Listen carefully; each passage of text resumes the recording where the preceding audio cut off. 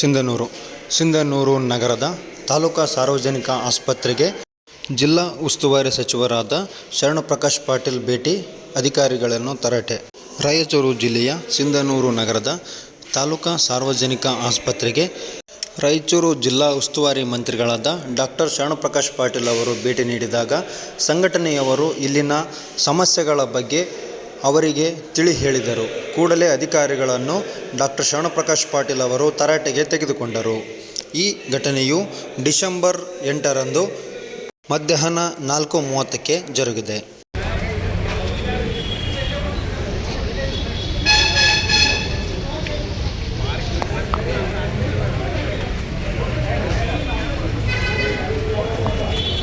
ಪರಿಹಾರ ಘೋಷಣೆ ಆಯಿತು. ಅವರಿಗೆಲ್ಲ ಇವತ್ತಿನವರೆಗೂ ದೊಡ್ಡ ಮಟ್ಟದ ಬಳ್ಳಾರಿಯಲ್ಲಿ ಇಡೀ ರಾಜ್ಯ ಮಟ್ಟದ ನ್ಯೂಸ್ ಮಾಡ್ತಿದ್ದಾರೆ.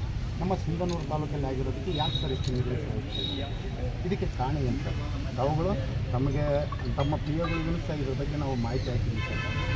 ಯಾರನ್ನೂ ಡಿ ಸಿ ಅವರಿಗಾಗಿರಲಿ, ಬಿ ಎಸ್ ಅವರಿಗೆ ಸುಮಾರು 20 ಸಾರಿ ಹೋಗಿದ್ದೀವಿ ಸರ್. ನಾವು ಅವರಿಗೆ 100 ಸಾರಿ ಫೋನ್ ಮಾಡಿದ್ದೀವಿ ಸರ್. ಇದಾದ ನಂತರ ಮೊನ್ನೆ ರಾತ್ರಿ ಸರ್ ಒಂದು ಎಲೆಕುಡುಗಿ ಪೇಷಂಟ್ ಬರುತ್ತೆ ಸರ್. ಎಲೆಕುಡುಗಿ ಪೇಷಂಟ್ ಬಂದು ಆರಾಪುರದಲ್ಲಿ ಅವ್ರನ್ನ ಇಲ್ಲಿ ಕಳಿಸ್ತಾರೆ ಸರ್. ಇಲ್ಲಿ ಕಳಿಸಿದ್ರೆ 10:30 ಆಗೈತೆ ಸರ್. ಮತ್ತೆ ಯಾರೋ ಸಿದ್ಧಿ ಮಾಡೋದಕ್ಕಿಲ್ಲ ಅಂತ ಹೇಳ್ಬಿಟ್ಟು ಮತ್ತೆ ಪ್ರೈವೇಟ್ ಹಾಸ್ಪಿಟ್ಲಿಗೆ ಹೋಗಿ ಇಲ್ಲ ರಾಯಚೂರಿಗೆ ಹೋಗಿ ಅಂತ ಹೇಳ್ತಾರೆ. ಮತ್ತು ನಮ್ಮ ಸಿಂಧೂರಿನ ಆಸ್ಪತ್ರೆಗೆ ಏನು ಮಾಡಬೇಕು ಅದನ್ನು ನೀವು ಹೇಳ್ರಿ ಸರ್. ನೀವೇನು ಹೇಳ್ತೀರೋ ಅದಕ್ಕೆ ನಾವು ನೀವು ಎಲ್ಲರೂ ಇದ್ದಾರೆ. ಈಗ ಮಸ್ಕಿ ಸರ್ ಇದ್ದಾರೆ, ಇವರು ಇದ್ದಾರೆ, ಸರ್ ಇದ್ದಾರೆ, ನೀವೇನು ಪರಿಹಾರ ಹೇಳ್ತೀವಿ ಸರ್ ಅದಕ್ಕೆ ಮಾಡಿ ಸರ್. ನಾವು ಕೆಟ್ಟದಾಗಿ ಏನು ಮಾಡಿಲ್ಲ ಸರ್. ಇವತ್ತಿನವರೆಗೂ ತಮ್ಮೆಲ್ಲರ ಮೇಲೆ ಭರವಸೆ ಇಟ್ಕೊಂಡಿದ್ವಿ. ನಮ್ಮ ಸಿಂಧನೂರಿನ ಧ್ವನಿ ಯಾರು ಎತ್ತಾ ಇಲ್ಲ ಸರ್? ಇದು ಏನು ಕಾರಣ ಸರ್? ಆಮೇಲೆ ಸರ್ 3 ಘಟನೆಗಳು ಆದರೂ ಕೂಡ ಅಕ್ಟೋಬರ್ 21, 28, 30 3 ಘಟನೆಗಳು, 3 ಬಾಣಂತಿಯರ ಸಾವು ಆಗ್ತವೆ. ಈ 3 ಸಾವುಗಳು ಆದಮೇಲೆ ಬಳ್ಳಾರಿ ಘಟನೆ ಆಗುತ್ತೆ ಅನ್ನೋದು ಇದು ಸತ್ಯ ಸರ್. ಈ 3 ಘಟನೆಗಳ ಆದರೂ ಕೂಡ ಇದನ್ನು ಜಿಲ್ಲಾಡಳಿತ ಮತ್ತು ಈ ಸರ್ಕಾರದವರು ಇದನ್ನೇನಾದರೂ ಸೀರಿಯಸ್ ಆಗಿ ತಗೊಂಡಿದ್ರೆ ಕರ್ನಾಟಕದ ತುಂಬ ಇಂಥ ಘಟನೆಗಳು ಮರುಕಳಿಸ್ತಿದ್ದಿಲ್ಲ ಅನ್ನೋಂಥದ್ದು ಸತ್ಯ ಸರ್. ಆಮೇಲೆ ಜಿಲ್ಲಾಡಳಿತವ್ರು ತಾವು ಕೂಡ ಇದನ್ನು ತಗೊಳ್ಬೇಕಿತ್ತು ಸರ್. ಇದ್ರ ಬಗ್ಗೆ ಪ್ರೆಸ್ ಮೀಟ್ ಮಾಡಬೇಕಿತ್ತು. ಇಲ್ಲಿ ಏನಾಗಿದೆ ವರದಿ ಇದನ್ನು ಕಳಿಸ್ಕೊಳ್ಬೇಕಿತ್ತು ಸರ್. ಆದರೂ ಕೂಡ ಈ ಕಾರ್ಯ ಆಗಿಲ್ಲ.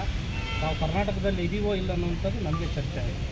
ಯಾರು ಬಂದು ಮೃತ ಕುಟುಂಬಕ್ಕೆ ಏನಾಗಿದೆ ಅಂತ ಒಬ್ಬರಾದ್ರೂ ಒಬ್ಬ ಸಂಬಂಧಪಟ್ಟ ಅಧಿಕಾರಿಗಳು ಯಾರಾದರೂ ಒಬ್ಬ ಡಿ ಎಚ್ ಅವರು, ಟಿ ಎಚ್ ಅವರು, ವೈದ್ಯಾಧಿಕಾರಿಗಳು ಯಾರಾದರೂ ಒಬ್ಬರು ಬಂದು ಒಂದು ವಿಸಿಟ್ ಅವರು ಯಾರು ಎಲ್ಲಿದೆ, ಅವ್ರ ಮನೆ ಎಲ್ಲಿದೆ ಅಂತ ಅದನ್ನು ಕೇಳ್ತೀವಿ ಸರ್.